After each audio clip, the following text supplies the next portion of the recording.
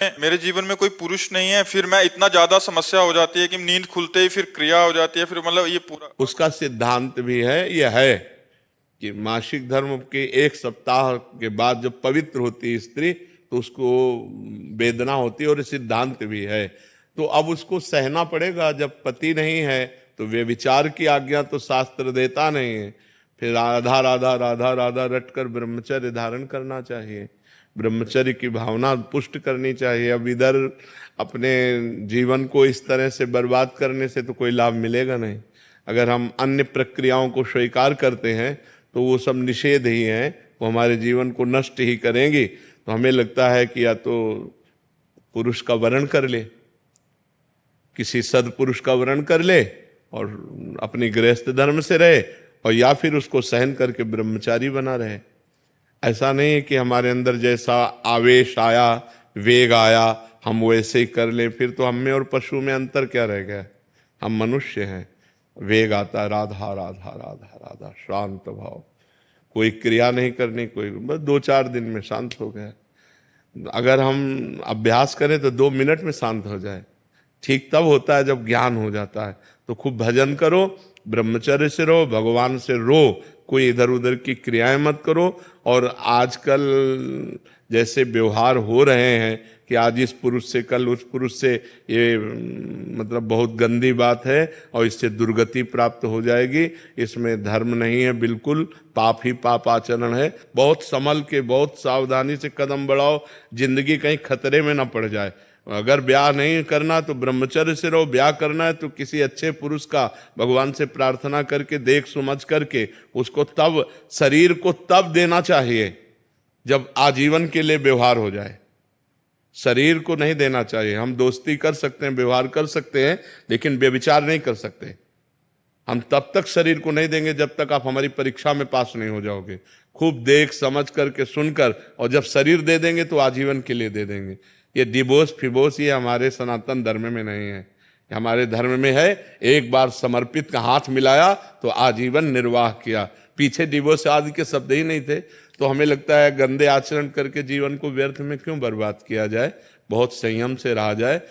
यही तो आवेश है, काम का आवेश, क्रोध का आवेश, लोभ का आवेश, अहंकार का आवेश, यही तो सब पाप कर्म कराने वाले हैं। इन्हीं को तो सहना है। राधा राधा ना सहन हो तो रोज श्री जी का नाम लेकर के, अपने पास जैसे बच्चा है, अब उसका कोई बल तो है नहीं, रो देगा माँ के लिए तो माँ को दौड़ के आना पड़ेगा।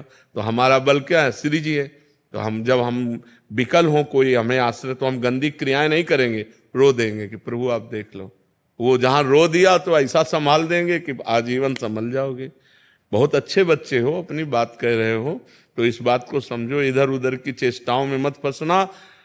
पुरुष का वरण करो तो देख समझ के वरण करो, एक बार वरण करो तो आजीवन उसका वरण करो। ये जो आजकल चल रहा है ना, बहुत गंदा चल रहा है, बहुत गंदा चल रहा है। लिव इन रिलेशन, ये सब बहुत गंदा चल रहा है। ये हमारा धर्म नहीं कहता है। बहुत सावधानी से चलो बच्चा, जीवन बहुत कीमती है, इसमें भगवान की प्राप्ति हो जाए, ये बहुत उत्तम बात है। आपने अपनी मन की व्यथा कही हिम्मत करके सबके बीच में, इसलिए हम आपको प्रणाम करते हैं। बस आप अपने संयम से रहना, कोई चेष्टा इधर उधर मत करना, वो धीरे धीरे शांत हो जाए।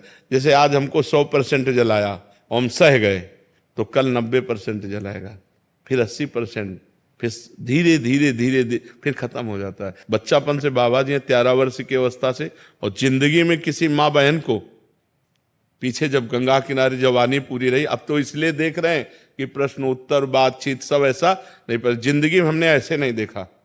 छूना, बातचीत करना, मिलना तो बात जाने दो, ऐसे नहीं देखा, फेस टू फेस नहीं देखा। सदैव ऐसे ही रहे। और गंगा किनारे कौन देखने आता है? खाना तो मिलता नहीं था, रहने का ठिकाना नहीं, गर्मी सर्दी बरसात 20 वर्ष ऐसे काटे।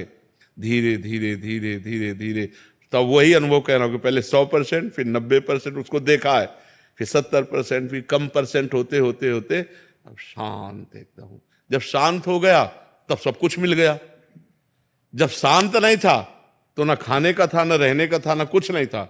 और जब इच्छा नहीं है तो दुनिया की चीजें तो हम इसलिए कहते हैं कि धैर्यपूर्वक सहो, ये सहना तुम्हें महान बना देगा। गलत आचरण में मत उतरना। ये सबके जीवन में रहता है। कोई ऐसा यहाँ पैदा ही नहीं हुआ भगवान या भगवान के महान भागवतों के सिवा जिसको काम क्रोध ने अपनी चपेट में ना लिया हो। सबको रोना पड़ा है, सब भजन करके आगे बढ़े हैं, सबके ऊपर भगवान की कृपा हुई जो निष्काम हुए हैं, नहीं तो सब पूरा संसार इसी में तो फंसा हुआ है। बहुत धैर्य पूर्वक रहना।